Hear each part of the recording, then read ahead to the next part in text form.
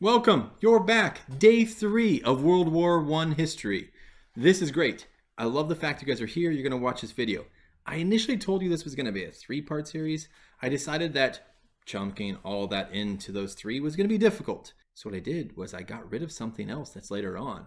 And we are actually going to have this be one extra of these lessons, just so you're not having these 15-minute battle, war, fight. It's just hard to do all that in 15 minutes. So we are cutting these down to like 8 minutes. Greatness. Okay, so the things that we're going to talk about today. 1, we're going to talk about why the United States enters World War I. What really causes it. We're going to talk about the Lusitania. We're going to talk about the Zimmermann letter. And we're going to talk about unrestricted submarine warfare. I know you're like, what? Unrestricted submarine warfare? I've always wanted to talk about that. Congratulations. Today's the day. There's a couple other things we got to talk about. We have to talk about how Otto von Bismarck built the Navy. And as he builds the Navy, he's going to want to try it out. And he tries to go against the British Royal Navy. Not always a great idea. And it wasn't. We'll talk about that. We'll discuss how U-boats really play a role. The Germans are going to use U-boats, especially for that unrestricted submarine warfare. And then we're going to discuss a sync gear. Synchronized gear they're going to use when it comes to dogfights, plane fights during World War I. And they're going to have to do that so they don't, shoot their own propellers and crash and burn. Crazy, right? Okay. I'm happy you're here. Let's get started.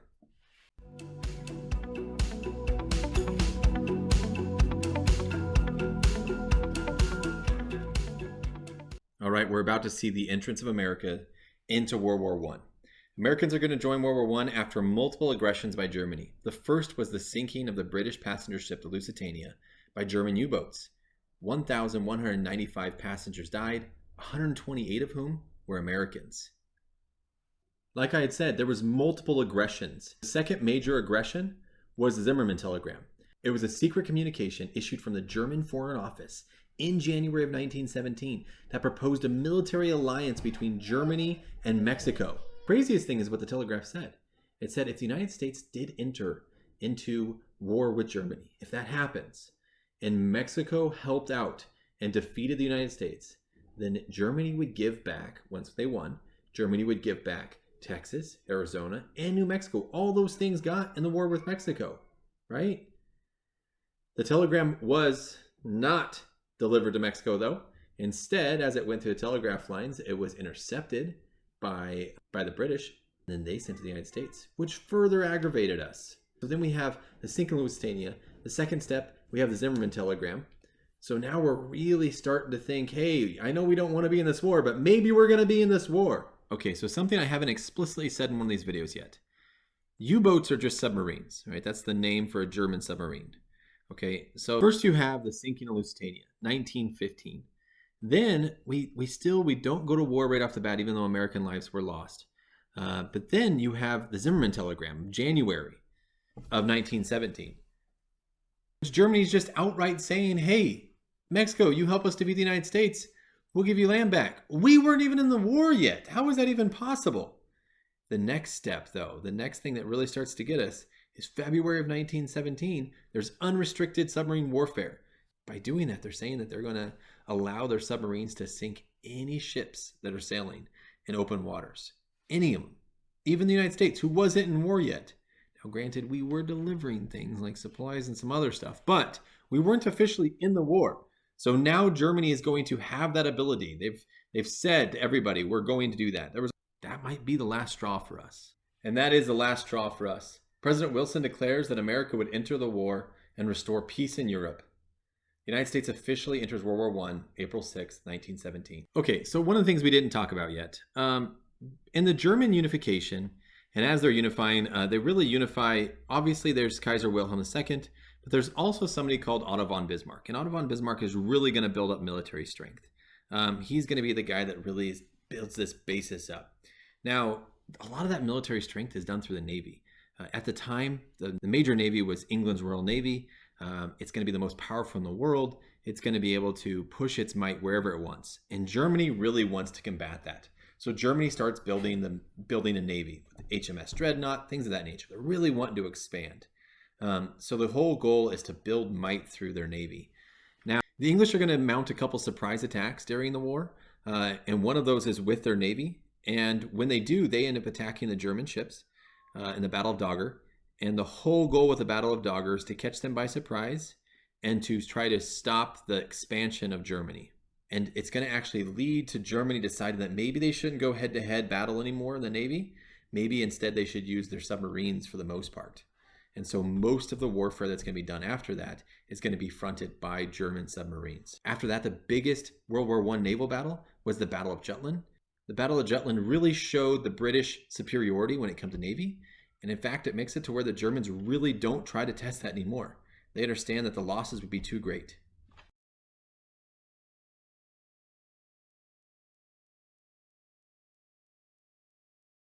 Okay, so something that's kind of cool and crazy is that World War I is going to be the first major conflict that uses planes. At the start of World War I, the Wright brothers had only had sustained flight 11 years earlier. So think of that advancement. From no planes, no flying, we have the first sustained flight, and 11 years later, we're going to get into World War I, and we're going to use planes to fight inside that time. Amazing. Crazy. Now, a couple key things. The planes are not going to be as impactful as, say, the German U-boats or, say, the British Navy. Like, those tools are going to be huge, but the planes are going to make a big deal. They're going to do things like fly reconnaissance and find out where the weak spots and trenches are. There's going to be dogfights. There's going to be plane fights in the air. It's going to be pretty crazy. Okay, a couple key things, though, kind of weird. As you have that propeller going, they did not want to have the gun in some random weird spot.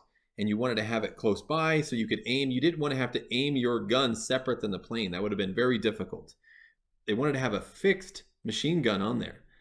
But the problem is you didn't want your machine gun hitting your propeller. So they actually made up a sink gear.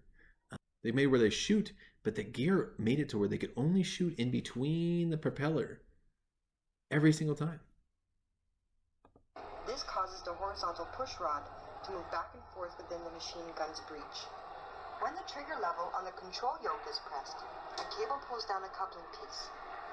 This completes the synchronizer assembly and makes it possible for each propeller revolution to set off a firing sequence, tripping the trigger and firing a round of ammunition. In essence, the synchronizer is an engine-driven triggering device.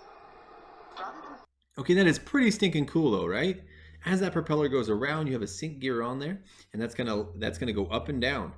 And it's going to allow for the gun to shoot, but it's not going to hit the propeller. It's so cool.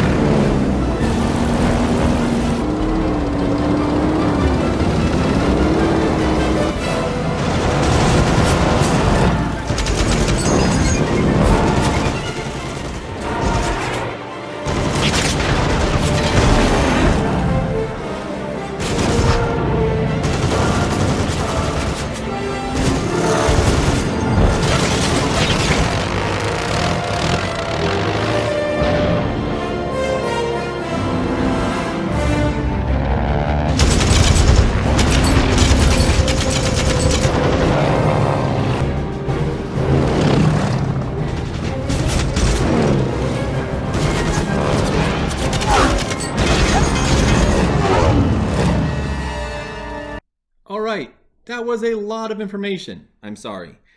That's why this video was so short. The goal was not to have a ton of information and a long video.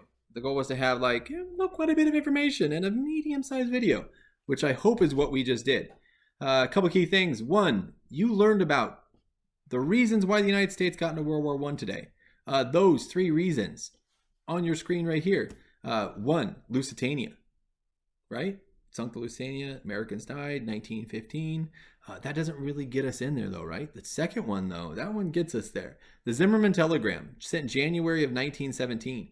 What's it end up doing? Well, Germany ends up sending a telegram to Mexico saying, hey, if you help us out, the United States gets in the war. If you help out, we'll give you back the land you lost. Texas, New Mexico, Arizona. We'll give that back to you. Oh my gosh. Mexico's like, oh, that would be great. But Mexico never receives it.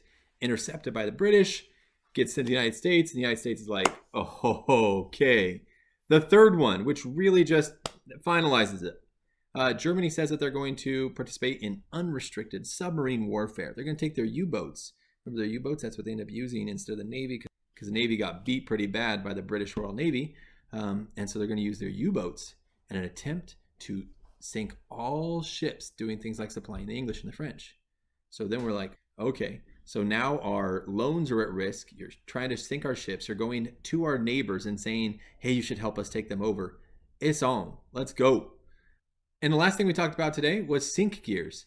Synchronized gears is they're going to have that gear that's going to sit on the propeller, and it's going to make it to where that gun can only shoot as the propeller goes around, so you get bullets that go in between the propeller and not through the propeller. It's a great idea.